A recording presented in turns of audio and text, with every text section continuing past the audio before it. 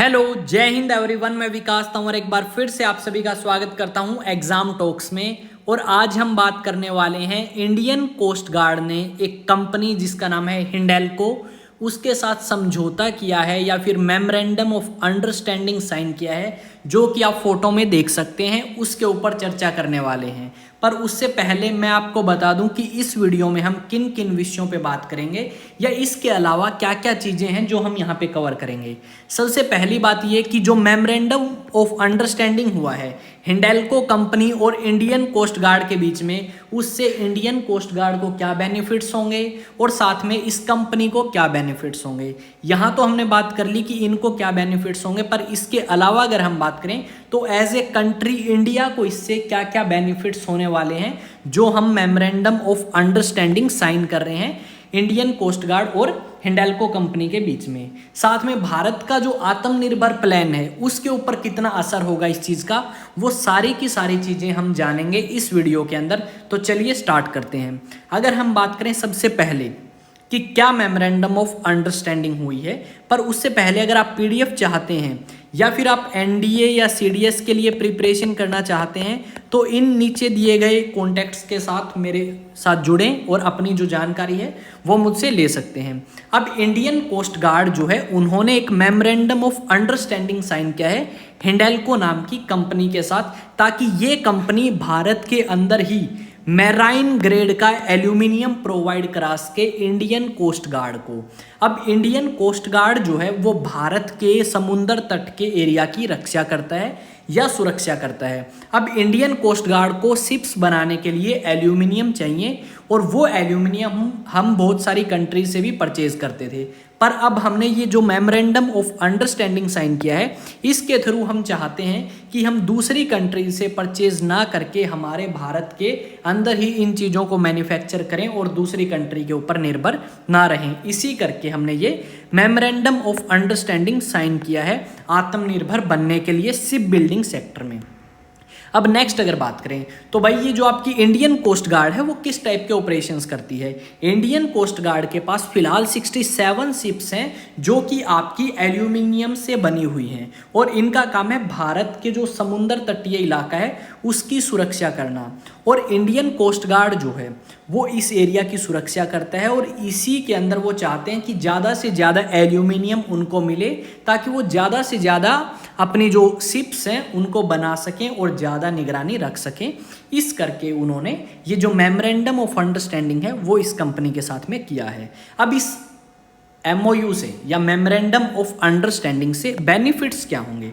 अगर हम बेनिफिट्स की बात करें तो इससे जो हमारी प्राइवेट कंपनीज हैं जो शिप बिल्डिंग का काम करती हैं उनको ईजिली एल्यूमिनियम अवेलेबल होगा।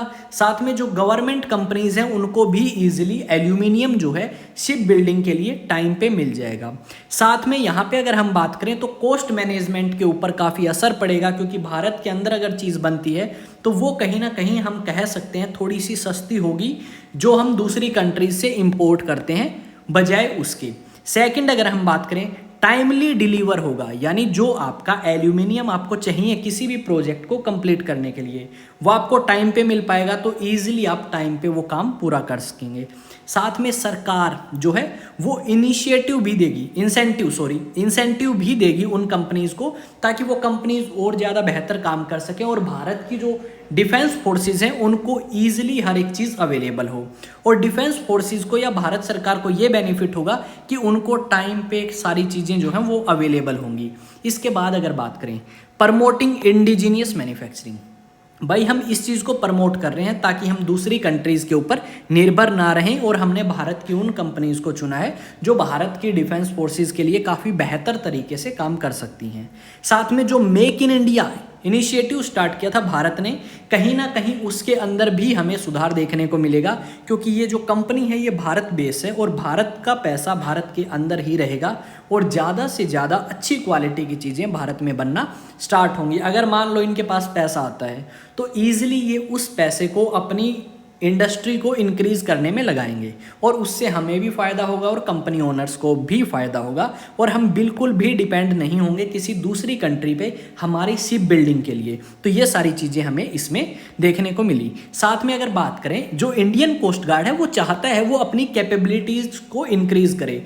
जितनी फ्लीट यानी जितनी की शिप्स उनके पास अभी हैं वो चाहते हैं उनसे ज़्यादा शिप्स उनके पास हों, ताकि वो इतने बड़े लगभग भारत का जो 6100 किलोमीटर का कोस्टल एरिया है, अगर टोटल बात करें 7515.5 किलोमीटर का जो एरिया है समुद्र तटीय, उसकी ज़्यादा अच्छे तरीके से हम क्या कर सकें, सुरक्षा कर सकें। और साथ में आपके जो एस्चुरीज हैं या कोस्टल एरियाज़ हैं या इनलैंड वाटरवेज हैं वहाँ पे भी हम सुरक्षा कर सकें। जैसा कि हमें पता है एक साइड हमारे चाइना है और दूसरी साइड हमारे पाकिस्तान जैसा देश है, जिससे हमेशा हमें सतर्क रहने की ज़रूरत है और वो हम इन चीज़ों के थ्रू रह सकते हैं जब हमारी डिफेंस फोर्सेस काफ़ी अच्छे तरीके से बेहतरीन प्रदर्शन करेंगी।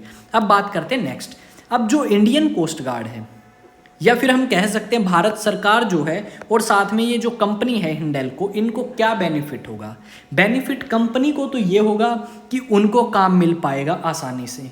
सरकार को ये बेनिफिट होगा बजाय किसी दूसरी कंट्री के ऊपर निर्भर करने के, वो भारत की कंट्रीज़ के ऊपर ही निर्भर कर रही होंगी। साथ में हमारी जो कोस्टल सिक्योरिटी इंफ्रास्ट्रक्चर है वो काफ़ी बेहतर हो पाएगा, भारत की एक कंपनी के द्वारा ही तैयार किया हुआ होगा। ये सारी की सारी चीज़ें हैं जिसके चलते हुए हमने ये MOU जो है, मेमोरेंडम ऑफ अंडरस्टैंडिंग जो है, ये साइन किया है। अब बात करते हैं कुछ अलग क्वेश्चंस की जो हमारे कंपटीशन एग्जाम्स में आ सकते हैं। तो चलिए बात करेंगे। ये जो आप देख रहे हैं इमेज, ये है इंडियन कोस्ट गार्ड के डायरेक्टर जनरल की और इनका नाम है राकेश पाल। क्या नाम है इनका? राकेश पाल नाम है और ये 1978 इंडियन कोस्ट गार्ड बैच के एक ऑफिसर हैं जिनको डायरेक्टर जनरल बना दिया गया है, यानी इंडियन कोस्ट गार्ड को ये लीड करते हैं। इसके अलावा इंडियन कोस्ट गार्ड से रिलेटेड एक दो बात और करेंगे हम यहाँ पे। तो इंडियन कोस्ट गार्ड का हेडक्वार्टर कहाँ पे है? ये है न्यू दिल्ली के अंदर। इसके अलावा मैं आपसे क्वेश्चन पूछूं तो इंडियन कोस्ट गार्ड को बनाया गया 1978 में, ताकि भारतीय जो तटीय क्षेत्र हैं उनकी सुरक्षा करी जा सके। और साथ में मुझे फॉलो कर सकते हैं टेलीग्राम पे, मेरे साथ कनेक्ट करें, व्हाट्सएप पे मुझे मैसेज करके पूछ सकते हैं। साथ में NDA और CDS के जो बैच है वो आपके स्टार्ट हो रहे हैं 15 से, तो उनको भी आप ज्वाइन कर सकते हैं। और नेक्स्ट ईयर के लिए कुछ स्पेशल लेके आ रहे हैं, उसकी भी खबर आपको जल्द ही नेक्स्ट वीडियोस में मिल जाएगी। इंस्टाग्राम पे मेरे साथ कनेक्ट कर सकते हैं ताकि सारी अपडेट्स आपको वहाँ पे मिल पाएँ, और यहाँ पे भी फॉलो कर सकते हैं मुझे या सब्सक्राइब कर सकते हैं ताकि अपडेट मिले। नेक्स्ट क्वेश्चन जो कंपटीशन एग्जाम्स में आता है, लाइक SSC, डिफेंस फोर्सेज के जितने एग्जाम्स हैं, यहाँ पे क्वेश्चन ये है कि कौन सी स्टेट की सबसे बड़ी कोस्ट लाइन है। तो अगर पहले नंबर की बात करूं तो गुजरात राज्य की सबसे बड़ी कोस्ट लाइन है। दूसरे नंबर पे आ जाता है आंध्र प्रदेश। ठीक है, अगर हम बात करें कि टोटल कोस्ट लाइन है कितनी, तो 6100 किलोमीटर टोटल कोस्ट लाइन है। अगर हम मेन लैंड इंडिया की बात करें, मुख्य भारत की अगर हम बात करें, अगर हम बात करें अंडमान निकोबार को भी मिला लें, तो टोटल कोस्ट लाइन हो जाती है 7515.5 किलोमीटर। तो इस चीज़ को ध्यान में रखेंगे। यहाँ पे हमने अंडमान एंड निकोबार साथ में लक्षद्वीप को भी शामिल कर लिया है। तो ये आपकी वीडियो थी जहाँ पे मैंने समझाया कि अगर इंडियन गवर्नमेंट ने, ठीक है, या फिर आप कह सकते हो इंडियन कोस्ट गार्ड ने एक समझौता किया है किसके साथ में, एक कंपनी के साथ में जिसका नाम क्या था, जिसका नाम था हिंडेल्को, उसको क्या बेनिफिट है और ICG को क्या बेनिफिट्स हुए। आई थिंक आपको चीज़ें समझ आई होंगी। चैनल आपका अपना है, बिना सब्सक्राइब करे मत जाना। और साथ में इन सोशल मीडिया प्लेटफॉर्म्स पे आप मेरे साथ कनेक्ट कर सकते हैं। ऐसे ही अपडेट्स के लिए इस चैनल को ज़रूर सब्सक्राइब करें, और चीज़ें समझ आई हैं तो कमेंट सेक्शन में ज़रूर बताएँ। मिलते हैं नेक्स्ट वीडियो में। जय हिंद, जय भारत।